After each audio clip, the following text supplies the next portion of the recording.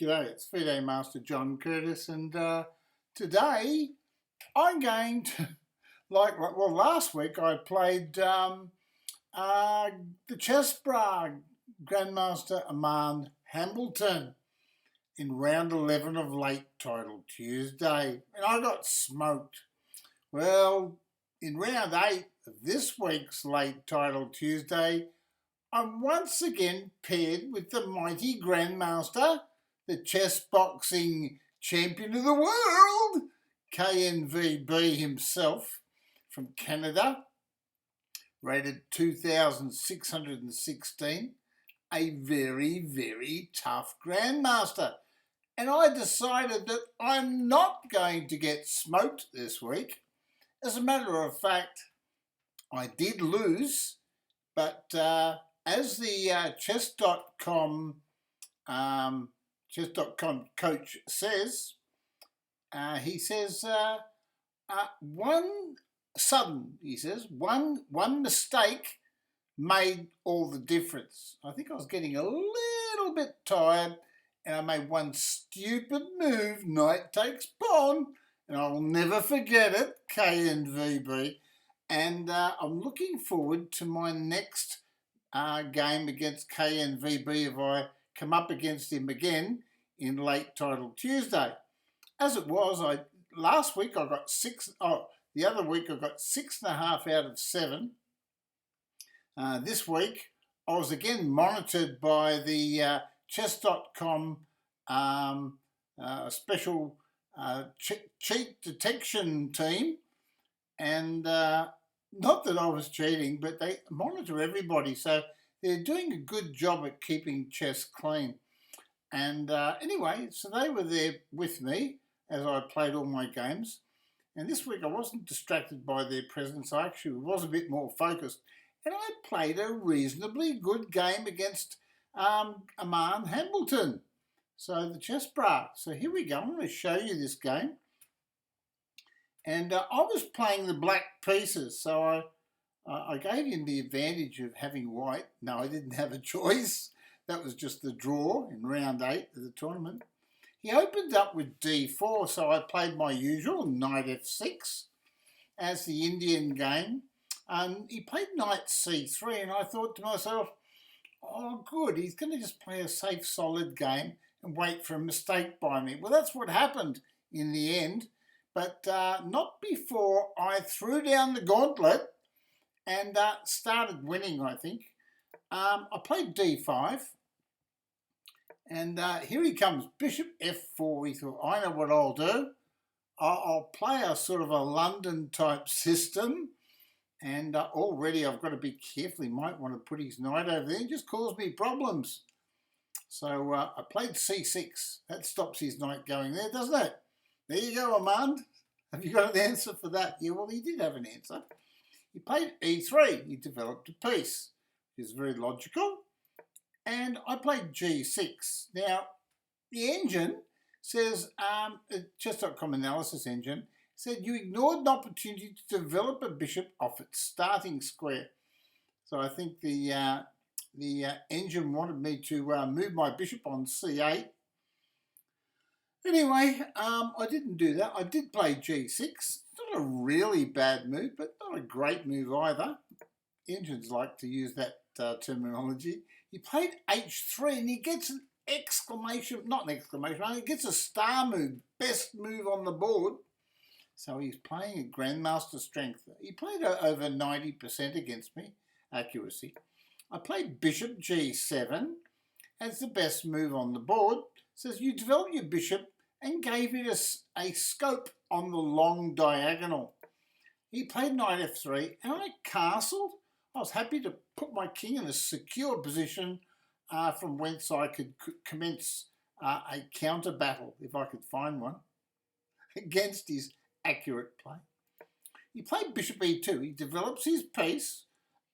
Excellent, it says. This develops a bishop off its starting square and gets it into the action of the game. And now he's ready to castle and connect his queens and rooks on the back rank. So he's playing Grandmaster Classical Chess. I played a5. And the reason I played this move was to get a bit of an expanse on the queen side, because I know that his breakthrough moves are on e4, right, and c4 usually, right, unless of course he's going to throw everything at me by pushing his kingside pawns, but then I might be able to occupy this e4 square, and it might all boil down to timing of the game. So I thought, well, I'll just play the a5 and try to gain a bit of space on the queen side. It did prove to be not a bad idea. I wonder what the engine said about a5. It says, excellent move, very good choice. So the engine liked it. He castled. Castling to the same side of the board avoids the attacking associated with the opposite side castling. So obviously if he castled queenside, I would have already been ready to push my queenside pawns at Aman. Anyway, I played a4. I thought, well, if I'm pushing pawns, I might as well push it one more square, and just to see what he does. Anyway, he played a3. He says, oh, I don't like you pushing that pawn, John. I thought, all right, don't get upset, I'll find another move. I played b6. Now, the reason I played b6 is because I didn't want to play b5 straight away, because I've got this terrible bishop. It can't really go anywhere or do anything. It's my worst piece on the board. And when you've got your worst piece on the board, what you should try to do is do a fair exchange for a similar worse piece or a better piece, a better placed piece. And so what I'm looking at is I want to play bishop a6 in this position to eliminate his good white squared bishop. Anyway, he played knight to e5, right? So now what he wants to do is he wants to expand. He's given himself a few options. He wants to play, say, maybe bishop to f3 and e4, and also have pressure on the pawn on c6, which he later exploits a fair bit, but not convincing. I played bishop to a6, and the engine said, this is a good move. It says you offered your opponent the chance to trade off equal material. But when we do look at the evaluation bar, the chess.com analysis room evaluation bar, you know, the white-black bar on the side of the board, it does say that white's got a better game. Anyway, he took the bishop, and I took with the I captured with the castle. I have to capture with the castle. If I capture with the knight, well, he'll be able to take this pawn, won't he? All right. Anyway, played queen to d3, and now, can you see what he's threatening? Yes. He's threatening now to take the pawn, which is because the knight's protecting the castle. If my knight recaptures, well, his queen will be able to take my castle. So it's a very simple threat, and at the same time, he places his queen on a better square. So it's a multi-purpose move that he's chosen. And I played b5, right? So what I'm doing is I'm connecting the pawns now, and I've now protected the c-pawn twice, giving myself the option of playing knight here, and knight takes knight. Anyway, played b3, star move, best move. So I wouldn't have considered playing that move. I would have been looking at maybe e4, right? But this is apparently the right way to go. Anyway, I took the pawn off, and engine says it's an excellent move. You trade off equal material. And he recaptured with the pawn. White still got the advantage according to the evaluation bar. Anyway, the game proceeded. I played queen to c8. I like the idea of protecting my castle, right? I'll show you why. In this position here, if white plays pawn here, he'll be attacking this pawn with the pawn. He'll be attacking it with the knight and attacking it with the queen. Okay? Now, and it's just a bit awkward. I didn't like that, so I thought to myself, if I play queen here, there's no way in the world he could play knight takes pawn. And now I might be able to remove his knight with, say, knight here, right? Anyway, Aman thinks for a few seconds. Have a look how much time he's consuming. He's got 1 minute and 34 seconds. Can you see the clock there? He's got 1 minute and 34 seconds. I've got 2 minutes and 24 seconds, so I've made him think a bit. Anyway, he took 13 seconds to find this move, rook to c1. So he plays the rook on the f file to c1, and that way he's still holding this pawn, of course, the a pawn.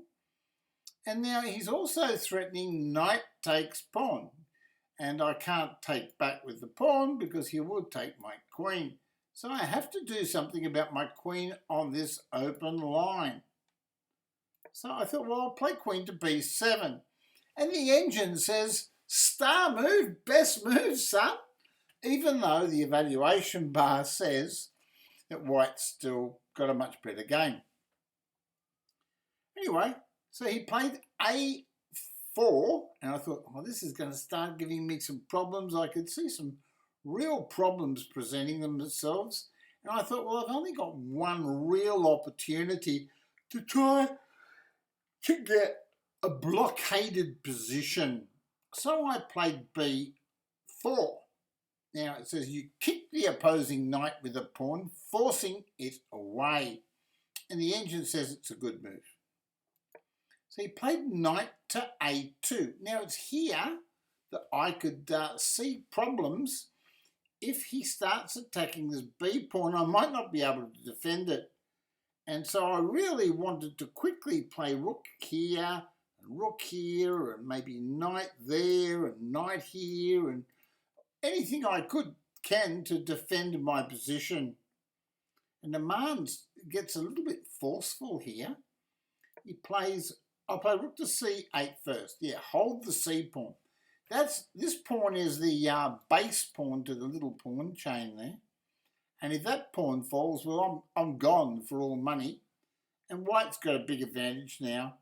Engine says it was inaccuracy. The game was close to balanced, right?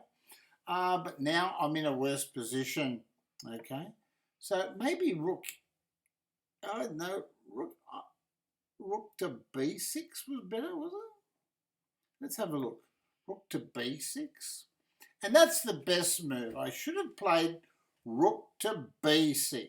Okay, so I've found it now. Now I've got time to think a little bit. Anyway, Aman's down to 52 seconds, and I've got 2 minutes and 14 seconds. So if I can withstand his onslaught, so to speak, his positional onslaught, because that's what it is. It's a positional and tactical sort of onslaught that he's carrying on with. Had I played rook, had I played rook here, the position, he still would have had an advantage if you have a look at the evaluation bar. So I didn't play that. I played rook to c8, but now his advantage is a little bit more pronounced. He played queen to c2, and apparently queen to d1 was an excellent move. But I think he just wanted to make a quick move because he was running short of time and he couldn't find a better move. He's down to 26 seconds. I've got 1 minute and 48. So you'd think that if I was a half a decent player, I might be able to hold on to my position. Anyway, I played e6.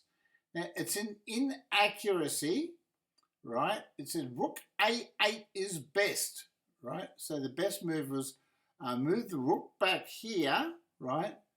And so if I could, so the best move is rook back here, so I can bring the knight here where the castle is, and the knight would be holding that pawn, and the knight would be stopping this pawn going through the a pawn, right?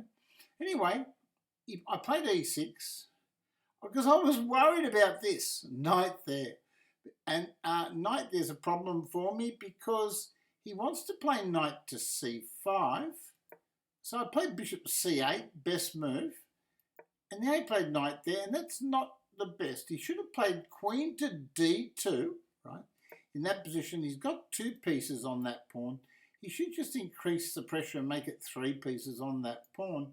And he's giving me a real nightmare then. But he didn't do that. He just played knight to c5. It's a question mark, exclamation mark. And I took the knight off, and I got a big exclamation mark against Aman. And the position's almost close to even. And Aman Hambleton, the great Grandmaster Chessbrah, who beat me last week in round 11 of Late Title Tuesday, he's down to 12 seconds. And the evaluation bar's almost equal. Anyway, he played queen takes. And I thought, oh, that's a good move. What do I do here? So I played rook to b6 to protect this pawn, right? And now he's got a problem. He's got a problem. Oh, what do I do here, sir? Anyway, he played queen to c2, and he found, in seconds, he found the very best move. Grandmaster Aman Hambleton, well done. Queen c2, star move. You're approved by the chess.com analysis engine. Anyway, I played knight to d7. It's a question mark with an exclamation mark, but I played it fast, and now I've got 1 minute 29. He's got 2.1 seconds, but the problem here is there are increments, and he is known for his need for speed, right? No, he doesn't do drugs. No, not that I'm aware of. Anyway, so he played queen to d2, and I played c5. And the engine gave me the star move for that because I wanted breakout of being... See, basically, I'm in a constricted type of position, and I want to break out and cause some trouble. Anyway, he's still got the advantage at this stage with the evaluation bar. He captured my knight, cheeky devil, and apparently it's a star move. It's the best move. I played queen takes, and the evaluation bar is getting close to equal, and now it's his move. So he should take the pawn, but he played rook to b1, and this is a mistake, I believe. I played c4, and now the evaluation bar says even now it's still a slight advantage for Aman. Anyway, he played pawn takes pawn, and now I played b3, and have a look at the evaluation bar. The position is equal. So I've battled and fought the good fight, and now I've got an even position. So how am I going to stuff this up? Anyway, he played pawn to... That's right, he plays pawn to c5, and it's a star move. It's a best move. I played pawn takes knight, and I get a double exclamation mark. That's right. I got more exclamation marks than him. Pawn takes knight, double exclamation mark. And then he played pawn takes rook. Well, I thought, the evaluation bar is giving him a slight little edge. Anyway, I took his castle off, made a new queen. I said, cop that one, Chessbrah. Anyway, he recaptured with the rook, star move, best move. And apparently, even in this position, he's got a slight advantage. It's amazing, isn't it? So I played knight takes pawn, which is really dumb stuff. Apparently, best move, and I didn't see it at all, is queen to d6. Queen to d6 is the best move.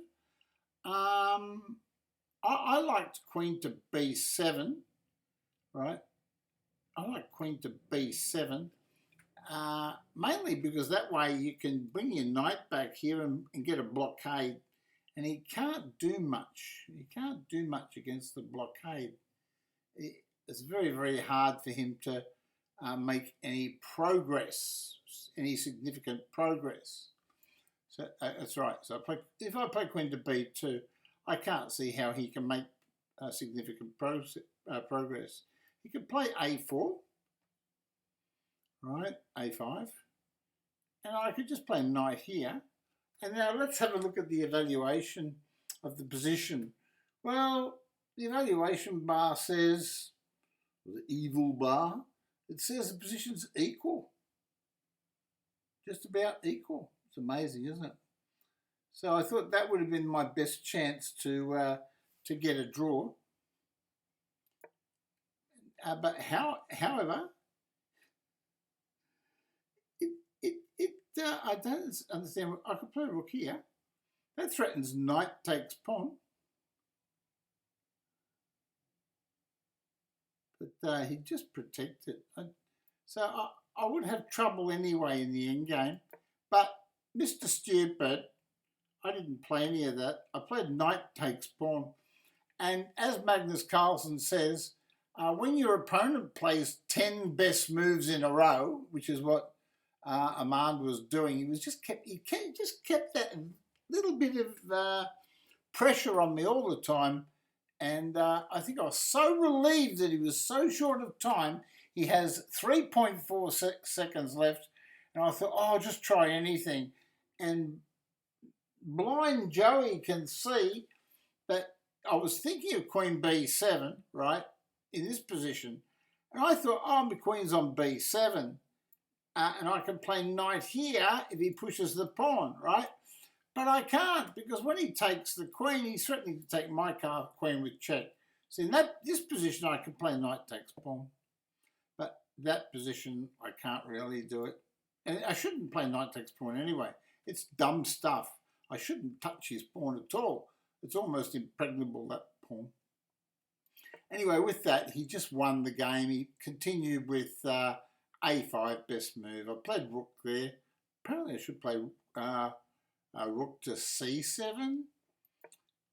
So now I've got my rook on a bad square and my pieces are not connected. I should have still played that move. And now I'm in a terrible position. He played pawn takes. So I should play queen to B7 to try to draw. Would it have been a draw though? Queen to B7.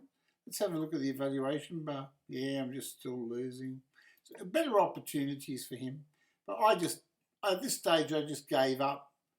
I gave up the ghost. I knew that I had my opportunity. I should have effected a blockade and just tried to grab a draw off the Grandmaster and just stop that winning streak he had against me. We've only played one game before and he won, but I wasn't happy about it. So I thought even if I could get a draw, I could slow down his winning streak, but the check is useless. And then I just played a few moves because he's short of time. But he's a speed freak. He plays this move, Queen D3. Talk about a shutdown move. So I'm in a real mess now. He played there, so I didn't know what to do. He made queen, so I thought I'll go down there and attack him. He even went back. He says, you can't stop my queen. So I'll just go back and just make a queen whenever I want. And I thought, well, I'll try to confuse him, but I confused myself and just managed to just get checkmated. So it was a bit of an anti-climax at the end, but it was a pleasure playing him. It's an honour to play a good Grandmaster like KNVB. I was trying to work out a little bit of the meaning of his name, and I found that there was a Dutch football team called KNVB. So he might have named himself after the Dutch football team. And I even thought, nothing to do with the King James Bible, is it? KNVB. Well, in Australia, we've got a beer and it's called VB, Victorian Bitter. And I thought, well, no, that'd make more sense if he named himself after a good beer. But no, I think he's got some leanings towards the Dutch football team. But he's probably mentioned that on his Chessbrah website with his good friend Eric Hansen. Anyway, I hope you enjoyed the video. It was something different. It's my second game that I've presented on YouTube on my channel against KNVB. I did previously have a video called I Got Smoked in Round 11 by KNVB Aman Hambleton. And now we were in round 8. If I'd beaten him, I might have ended up with 7 points out of 11, half a point short of my best ever result. So I wasn't really happy, but I still got 6 out of 11 in late title Tuesday this week. 6 wins, 5 losses, and I'll take that any day of the week. And but I'd always like to get back to 7.5 out of 11, or better, or better. And but to do that, I've got to stop people like this Aman Hambleton. I've got to stop him. Anyway, it's goodbye from me. It's goodbye from your friend and mine, Grandmaster Teddy. And what we're going to do is we're going to sign off now. God bless you all, and God bless your families. God bless the Chessbrahs, whom we love very much. And we'll continue, even though we've been beaten twice by one of them, we will continue to raid the Chessbrahs from our Twitch TV channel when streaming chess at FM John Curtis Chess, saying arrivederci.